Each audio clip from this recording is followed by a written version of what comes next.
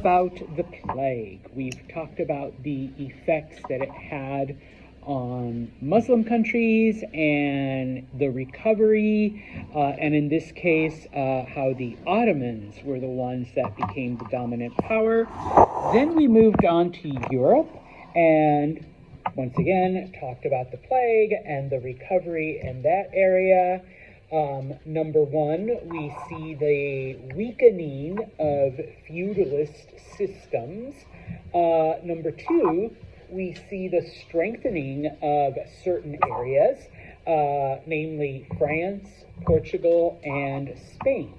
Okay? And so now we are going to look at another phenomenon that comes about, not necessarily because of the plague, but indirectly. Okay? Now,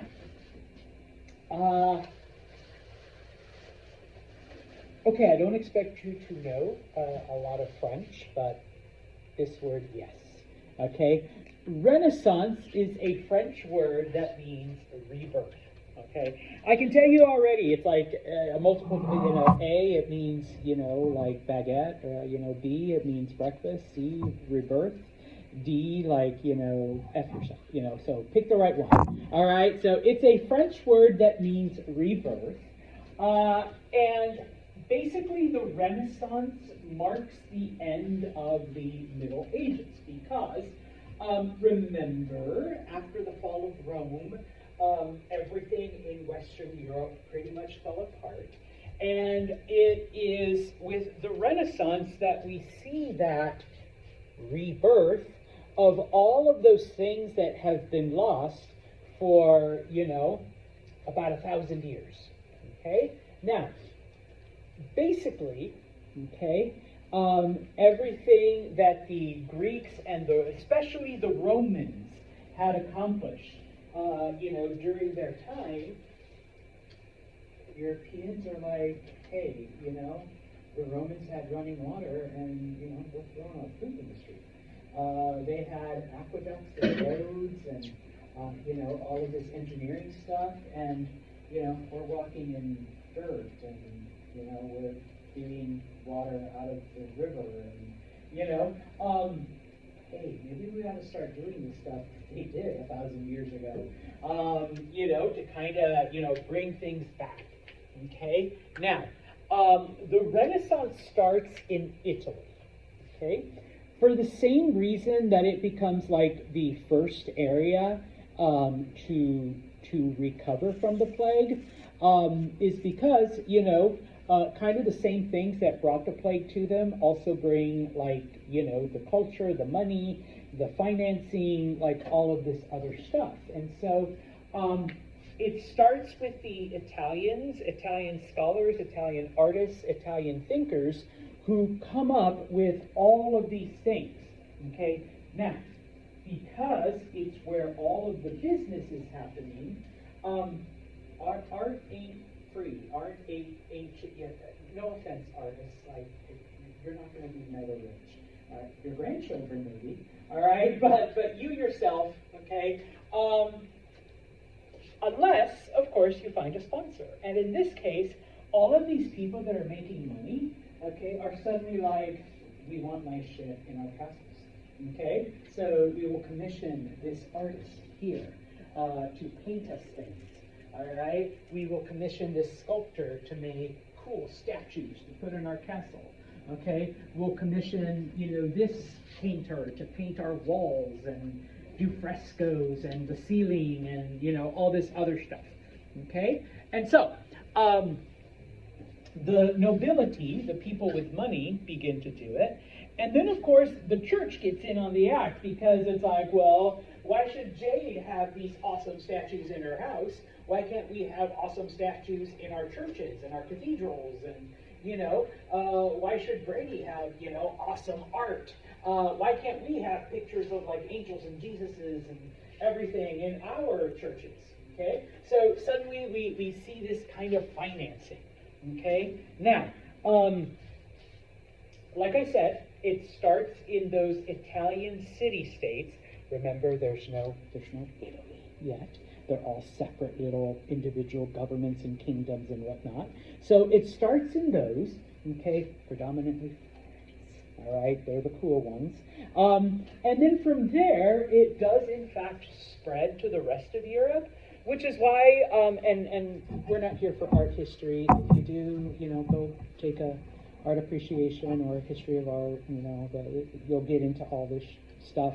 I shouldn't say stuff because it's cool stuff. You'll get into all this stuff, all right? But the Renaissance does go through different phases. It goes through different periods. It does start in Italy. It eventually reaches, though, Northern Europe, and things start changing in all of that, okay? Now,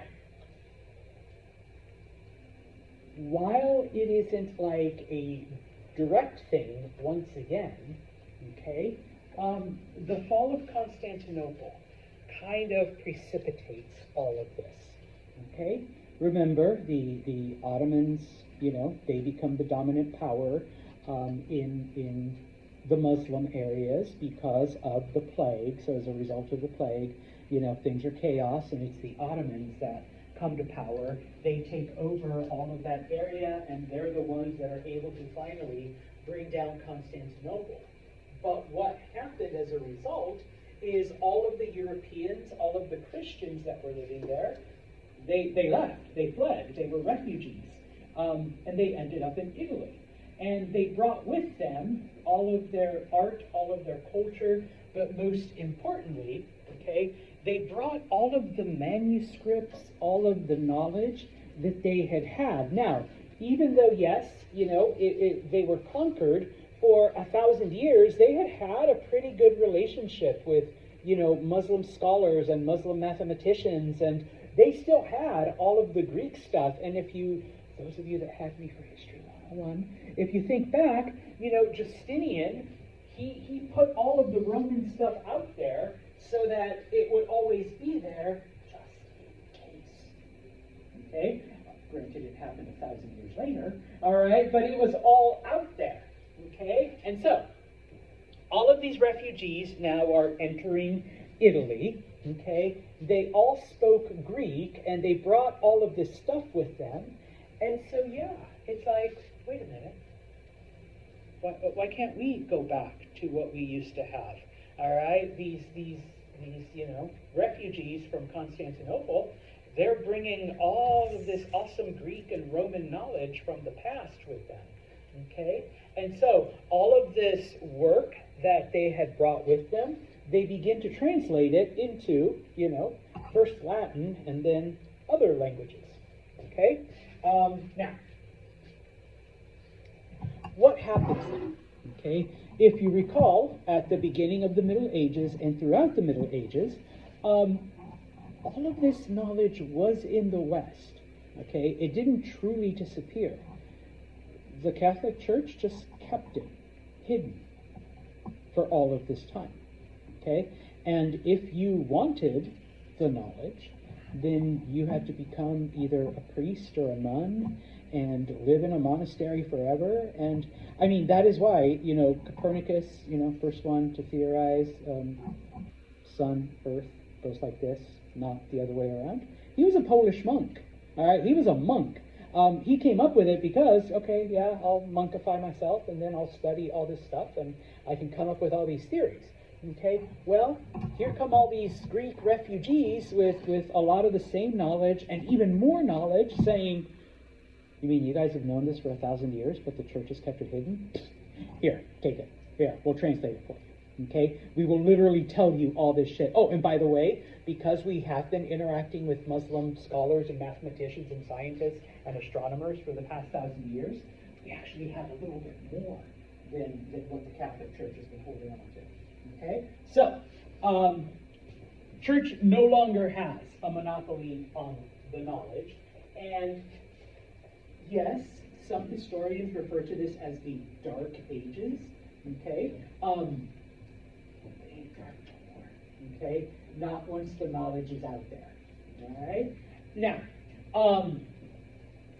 the church doesn't lose its control, its power totally. Okay, they still have a grip on things. And so, but now though, when it comes to the art, okay, we begin to see, it's not just a picture of angels, okay? We're gonna throw a message in there. We're gonna throw a little bit of knowledge, all right? We're gonna throw maybe a subversive thing or two, okay, going in, all right? We see an increase in paintings and art and sculpture that involve both Greek and Roman mythology. Because, up until this point, only Jesus, okay? Zeus and Jupiter and Poseidon and Neptune and all of those other, no, those are false. That's witchcraft. No, you don't do that. Well, with these refugees, it's like, why not? Okay, it's art, it's appreciation, it's beauty, and they did technically provide the foundation for like everything you have now. So we're going to draw, naked Zeus along with, buff angels and stuff like that. Okay, now we're bringing in knowledge of astronomy and medicine and science and all of this other stuff. So no longer are we just studying religion. No longer do you have to like devote your life to the church just to get some of this other stuff. Okay? In fact, if you just ignore the church's teachings altogether, just study math, just study astronomy, just study those things. Okay? So we get a huge spike into secular learning. Okay? Remember, the earliest universities in Western Europe were strictly to teach you religion. Okay? We begin to see a change in that. All right? Finally, the concept of humanism, there's got to be a reason for why stuff is happening. And it's not just, well, that's what God wants. It's God's will. And no offense if you're like this, it all happens for a reason. No, sometimes the reason is you're a moron. All right? That's the reason. Okay? And so in this case, human-centered understanding, trying to figure it out with this, other than, hey, mate, that's just the way that God wanted it. Oh, all right, yeah, I guess you're right. No, Santos, no, there's got to be, a logic behind it, okay? And people actually trying to find out, okay? And of course, in this case, people begin to go, hey, maybe we need to, like, not listen to the church as much as we do, because the Greeks knew that the earth was round. The Greeks understood math and science. The Romans built, like, the greatest roads on the planet, and aqueducts, and the arch, and modern concrete, and they didn't have Christianity, and they did it without it, so do we really need the church? Okay? And so, people are like, no, you really don't. You really don't need to study religion to be able to advance humanity. In fact, we could probably advance humanity further if we ignore the Catholic Church completely. Okay? And so people begin to do this. Okay? The only thing you need, because obviously all of the original manuscripts are in Greek, and some of them have been translated to Latin, you gotta learn Greek and Latin. Okay? Oh, and obviously, like, the Romans, when they built the roads, they wrote their instructions in Latin. So, yeah, I think we better learn Greek and Latin. And then, we can have all this knowledge. Okay? But we're not going to use the Latin for, whatever, religious stuff. Okay? Now, because, with the exception of, like, Portugal and Spain, all right, remember that there is no unified, really anything. Okay? You have dozens of kingdoms and cities and republics and all kinds of stuff. So, if you were an artist, if you were a scholar, if you were a painter, if you were a sculptor, if you were a scientist, Who's willing to pay me more? Okay, for the art, for the sculpture, for me, doing your math, teaching your people about science and astronomy. Okay, and this is why we see, this competition between the different city-states, between the different Italian groups, between the different German groups, and later between the French and the English and all of this other stuff. Okay. Yeah, you could be taken care of. You could become very wealthy. On the downside, though, you piss off someone. You're going to piss off. You're going to be persecuted by the church, by different kingdoms, by different governments. So it's kind of a fine line. Okay. Now, obviously, not everyone is a Michelangelo. Or I once had a professor that's like, it's not Michael, it's Michelangelo. So not everybody's a Michelangelo, okay? He successfully, all right, played groups and people and organizations against each other. Sometimes he worked for the rich people in Florence, okay? Sometimes he worked for one of the most powerful families in Italy, the Medicis. Sometimes he worked for the Wool Guild, okay? And then, of course, we can't forget the Sistine Chapel. He would do stuff for the Pope, all right? And who would ever offer him the most money, that's where he was, okay? But Michelangelo is an exception where, like, he could literally do, What's funny is that he called himself a sculptor, but most people know him more for his paintings. Okay? If that was like his weakest area, like, shit. All right, your painting's terrible, type of thing, But anyways, okay? For most other artists, it wasn't exactly, easy sailing most of the time. They had a very fine line to navigate. Okay? Now, what ends up happening, of course, okay, is that when it comes to, the little bits of religious iconography that we do see, okay, you want me to paint this scene of Mary and baby Jesus and stuff? Well, guess what? We're going to show what it's really like. Okay, we are going to show a naked Mary suffering. All right, we're going to show a baby Jesus covered in goo. When they first come out. All right, it's not like he just came out perfect and no more halos, no more ideal woman. We're going to show it the way it really was. Okay. Oh, you want me to paint angels? We're going to paint half-naked angels. All right, because they're not wearing clothes. All right. Oh, you want the Garden of Eden? Yeah, Adam and Eve. All right. Literally says in the Bible, they were butt naked. All right, so we're going to paint them butt naked. Okay? Just FYI, I've been to the Sistine Chapel where they have, these statues. And apparently, one of the popes, got upset that they really did carve them naked. And so he actually went with a chisel and cut off all the peepees and then, put fig leaves in front. All right? Kind of nope, they just naturally had a leaf right there and right there. Okay? Nothing else. No, but they were like, no, that's not reality. That's not, it says in the Bible they were naked. Guess what? We're going to paint them and carve them naked. Okay? Type of thing. And so, yeah, most people were offended by this.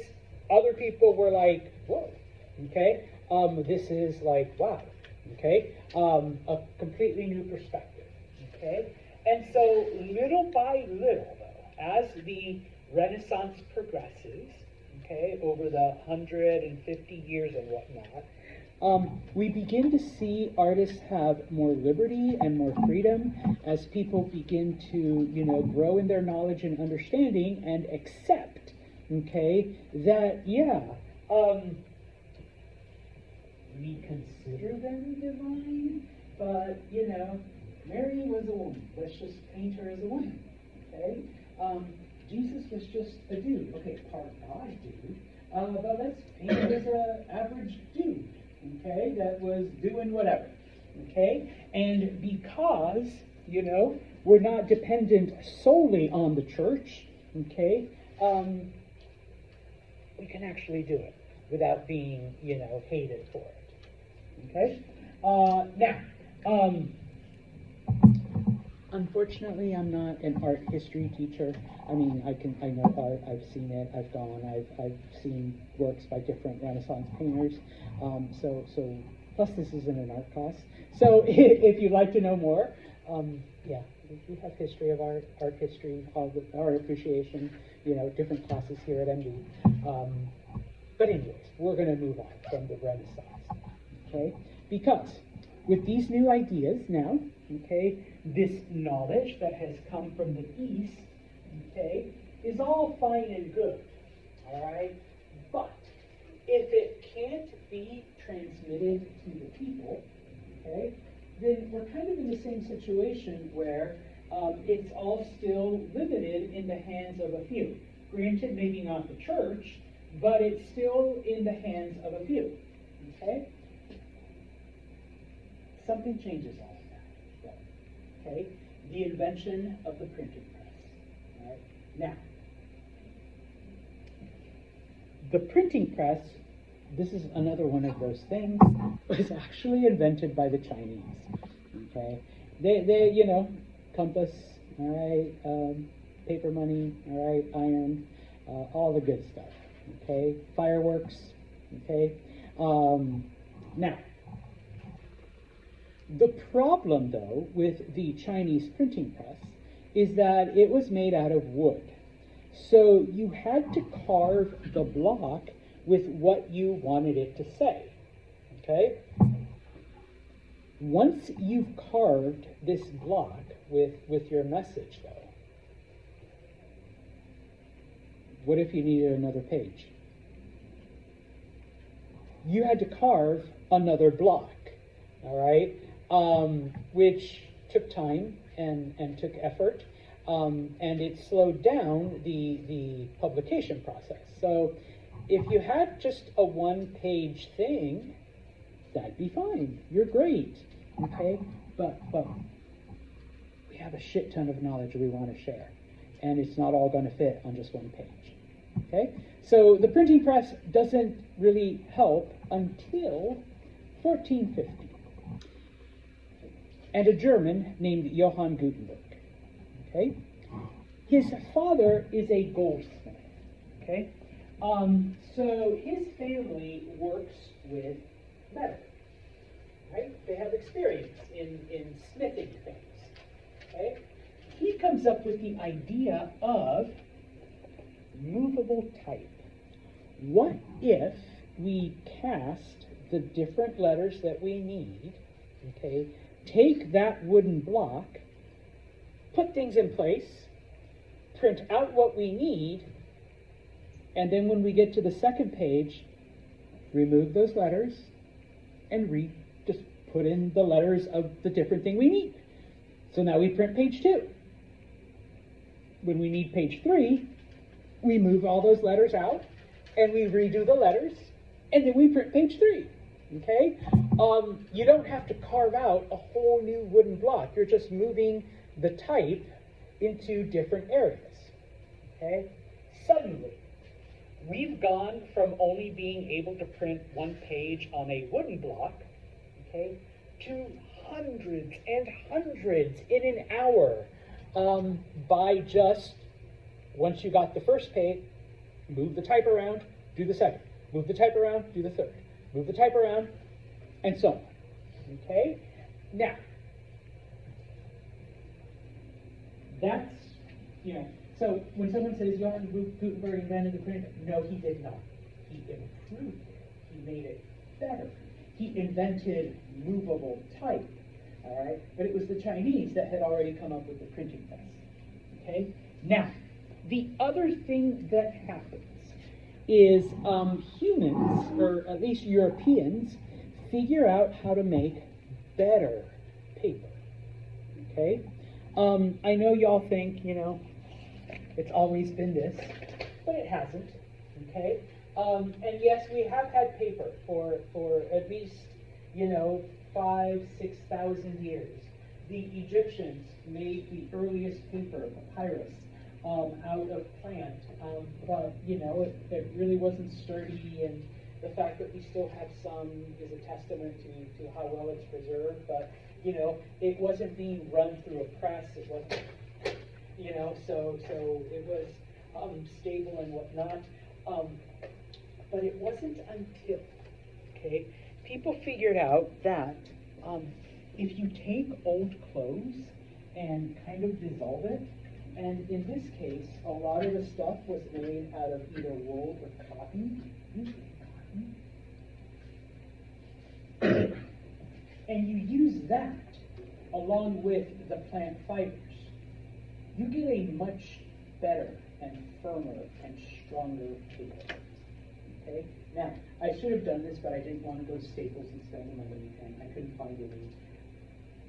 Well, I don't know. I just didn't go down to my office, or to the department office, because I think they have it. If you've ever bought like expensive, good paper, and just FYI, if you do still send out your resumes like on paper, you should use this kind of paper because it's gorgeous. Okay, really good paper is made up, and it literally says it on there, 25% cotton, actual cotton. Okay, it's thick, it's firm. Oh, if you send out like writing invitations, it's like nice stuff, the heavy card stuff. It's made out of cotton. All right. So with the invention of this kind of paper, yes, now we can make solid paper, firm paper that will withstand not just the press, but I'm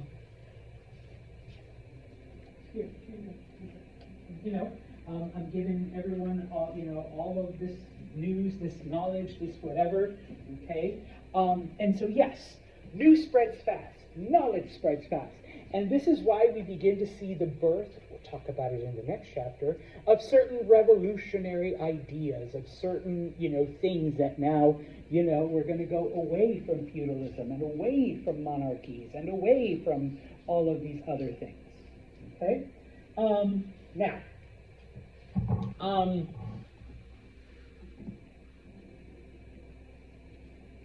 if the printing press had not come along, and if Gutenberg hadn't, come up with movable type, some historians theorize that we would have seen stuff like Germany or Italy a lot faster, But because now we are spreading all of these ideas, a lot faster and a lot further amongst people,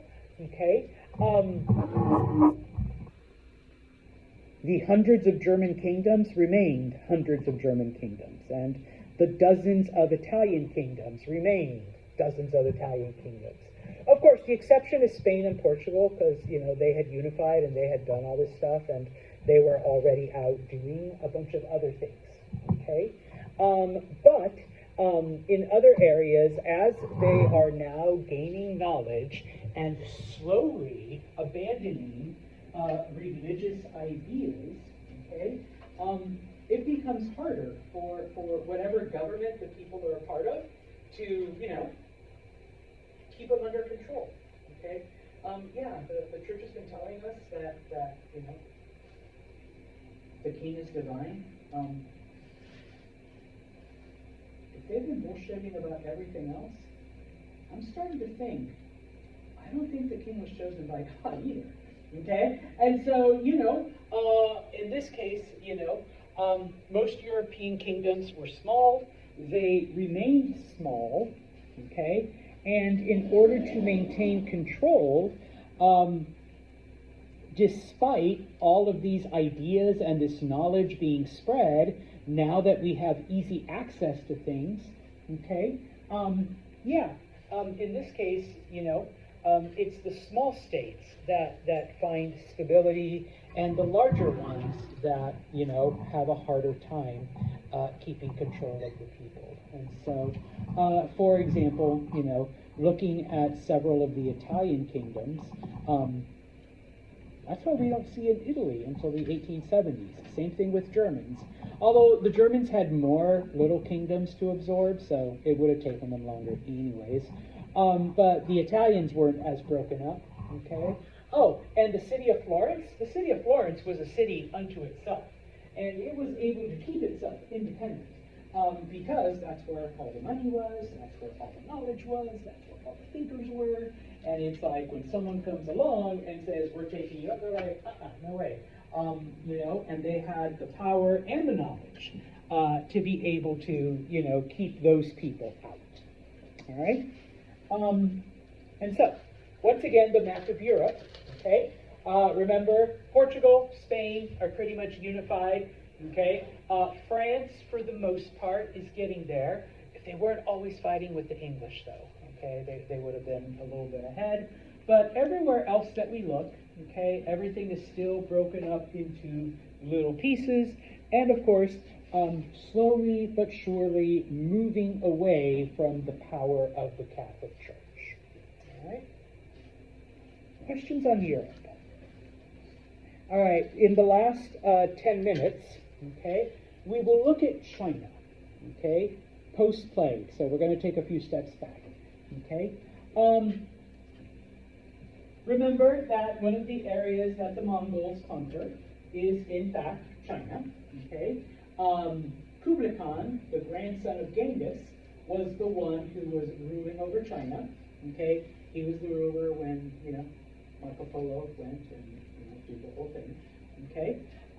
Now, in Chinese history, okay, they are known as the Yuan dynasty, okay?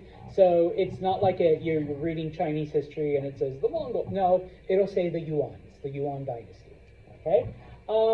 Yeah, the plague, you know, obviously weakened them, and the Chinese are able to overthrow the Mongols, okay?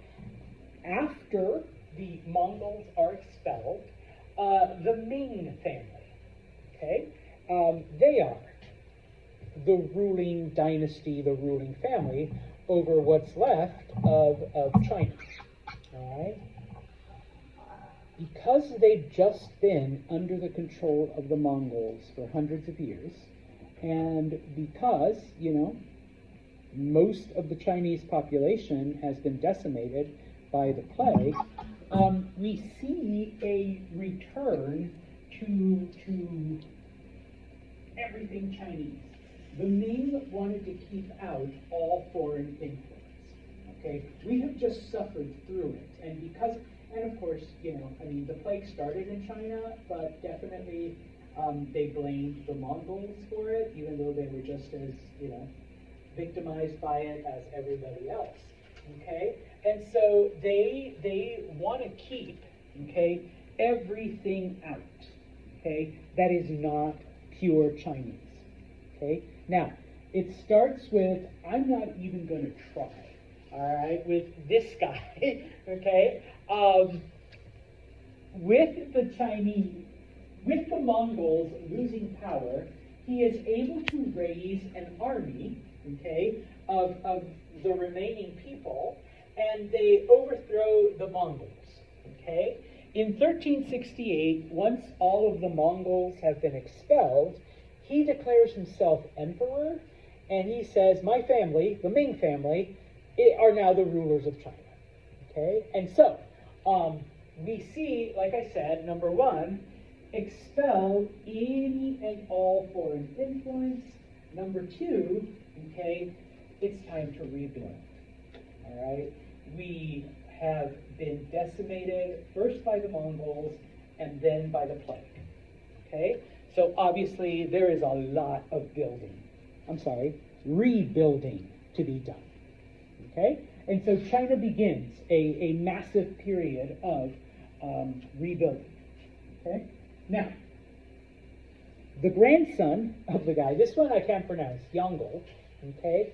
It is under the Ming dynasty that the Chinese capital moves to Beijing, okay? Guess what the capital of China is today? Yes, Beijing, okay? So this is where it starts, okay, way back in the 1400s, okay? Now, Nothing existed there, okay? They built Beijing, they built the capital from scratch, okay? And so, you have architects, you have designers, and you have thousands upon thousands of workers, because we are going to build the greatest, best city that ever citied, okay? Now, the city is built in 3 parts, okay? And they're all behind walls, okay? We don't want foreigners ever to come in again. And they also, for some reason, thought this would keep out disease. This would keep out the disease people. It'll keep out the disease. Not fully understanding that that's only part of it. I mean, yeah, if I don't want to catch whatever illness, yeah, I'll keep away. Okay? But, there's other ways to transmit it. Okay? And so you had, where the normal city. But then you also had what was called the imperial city, where, the upper class lived, the wealthy, and, some of the minor government functionaries, okay? And then finally, you had the forbidden city, where only the ruling family, only the royal family, and the few people that attended them were allowed in, okay? Eventually, the emperors and the ruling family never come out of the Forbidden City. They don't even know what's beyond that little part, okay? Not the best way, I guess, to rule, but, I mean, it lasted till 1921. So, maybe, I don't know. Okay? But of course, what this ends up happening is that the emperors don't actually know what's going on. And, whether powerful or corrupt or honest or whatever, other people then are basically running the country. Okay? Now, of course, if the royals are just FYI, today, the Forbidden City is like a tourist attraction. You can go, you can see everything, because there's no more Chinese emperor or anything like that, so, if you do manage to go to China and visit and be my brother went a few years ago, he says it's gorgeous, like, you can go into the Forbidden City and see, like, how the emperors lived and whatnot, but anyways, okay, because, the emperor and the really elite are hidden, are sealed away, we gotta have other people, okay, to do the stuff. Here's something else that Chinese come up with. If you wanted to work for the government, you had to pass a test, okay, to prove that you were smart enough, and then, of course, eventually, because Confucianism, is a part of it, and if you recall, think back, if you did take 101, some of the basic aspects of Confucianism, respect for knowledge, respect for tradition, becoming the ideal man. Sorry, ladies, you didn't get to be part of the government. All right, all of that stuff, okay? Fast forward to today, all right? If you want to work, and I just say Oneida County because this is where I live. If you want, to work for Oneida County, guess what your first step is after you fill out the application? You take a test, all right? And there, no matter what kind of government position,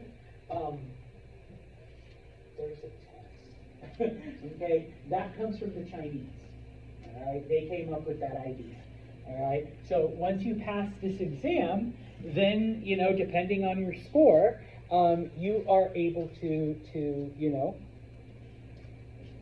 be assigned a job. And once you have that job, it's yours, okay?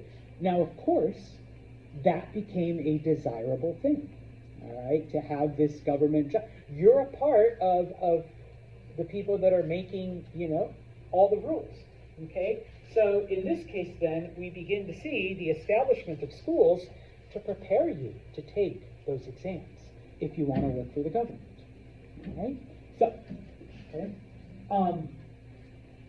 Like I said, because we are building, okay, post-Mongols, post-plague, okay, it is during the Ming Dynasty, okay, that we see, this growth and expansion throughout China, all right? And obviously, like, in archaeology and whatnot and history, people talk about, yeah, it's a Ming base and it's from the Ming Dynasty. Well, the reason why we see so much and have so much is because they were really cranking things out because they're rebuilding the entire country, okay? We see reservoirs and irrigation system and we have lost so much land that was either destroyed by the Mongols or just rotted away because there weren't people. Let's get out there and farm it again. Let's get out there and irrigate it and grow crops and have enough food for all of our people. Okay, all of because if you recall, the Yellow River is capricious and destroys shit and floods. Even today, I mean, they've got like these massive dams and it still destroys shit. All right, let's begin to get this river back under control the way we used to have it. Okay, they begin to plant forests. Okay.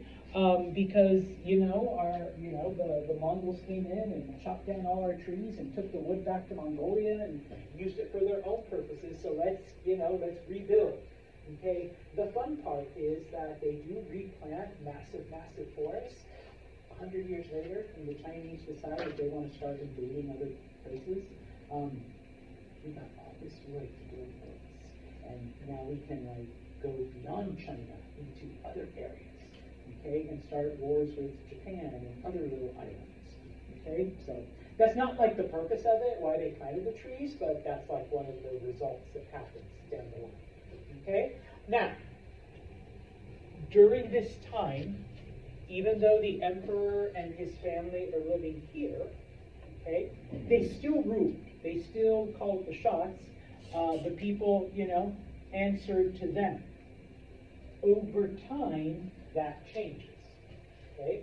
But during the Ming Dynasty, the system is still working, okay? Oops.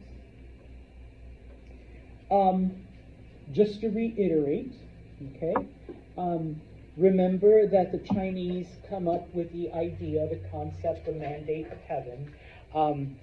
Those of you that had me for 101, or if you did this in your 101, hopefully, you were tested and whatnot, but remember, the heavens have chosen a particular family to rule. The family is prosperous, is successful, the economy grows, the people are happy, but over time, we begin to see corruption, we begin to see theft, we begin to see, all of these bad things happening, and so little by little then, natural disaster and bandits and war, and people begin to interpret that as a sign that the heavens don't want this family anymore, okay? So then a new family rises, overthrows the old family, and now they are the chosen ones, okay? Well, the Mings understood this, okay? And in order to bring the people to their side, even when the bad shit starts happening, okay, they ingratiated themselves with the religion as well. They begin to form a pseudo-theocracy where, we're kind of invoking some religious values, okay? And so, okay, of course, it wasn't all happy, unicorns and butterflies. There was resistance, okay? The Mings took care of it, straight up murdered anyone who was against them, okay? Everyone else, hey, as long as you follow us, we're happy, you're happy. You don't like it, we'll see you in the next life, okay? And so, yeah, they did eliminate, they were pretty cruel in eliminating their opponents. Okay? And of course, because of all this, the population grew. All right? People expanded. The Chinese lost, close to 60% of their population because of the plague.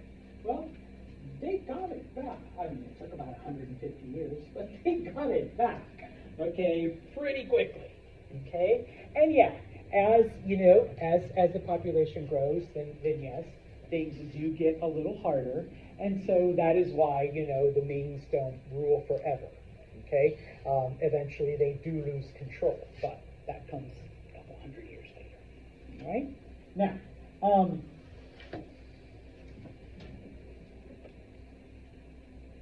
China is becoming more and more what we think of today, okay? Those of you that once again took History 101, Chinese society starts in these little areas, okay? And it's over time that it begins to expand, all right, and grow, okay?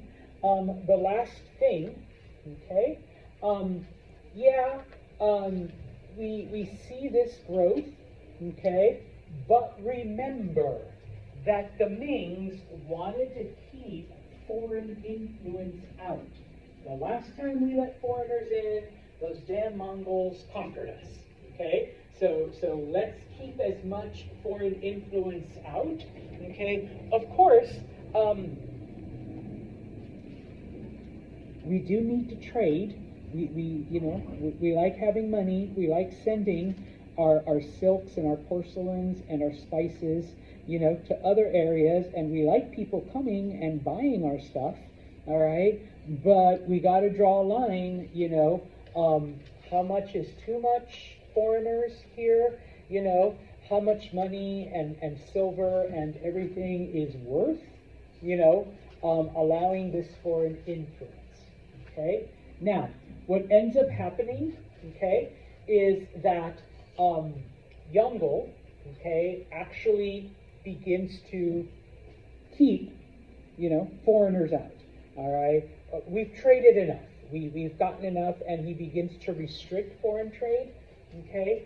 And then, of course, one of his underlings, okay, I want to say Zheng Yi, okay, he was actually a Muslim who was captured, all right, in one of the many military campaigns.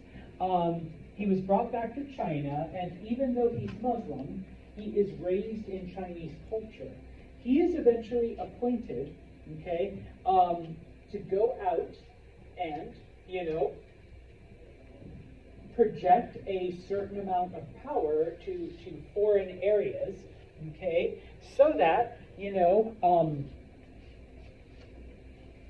people can say, okay, maybe we'll leave China alone. And at the same time, how about if we go out and sell our stuff as opposed to you foreigners coming to China? Okay? That way we can still make money and keep foreign influence out. Okay? Well, it works temporarily, but like I said, as the Chinese expanded and as the population grew, the emperor begins to lose control, and so this military expedition is brought back to China, and that's like one of the last times that the Chinese really try to go far, far, far out there, okay? Well, until modern times, all right? But, after that, they tend to stay within Asia, all right? On Wednesday, we will start chapter 12, if there aren't any questions. All right, guys, have a good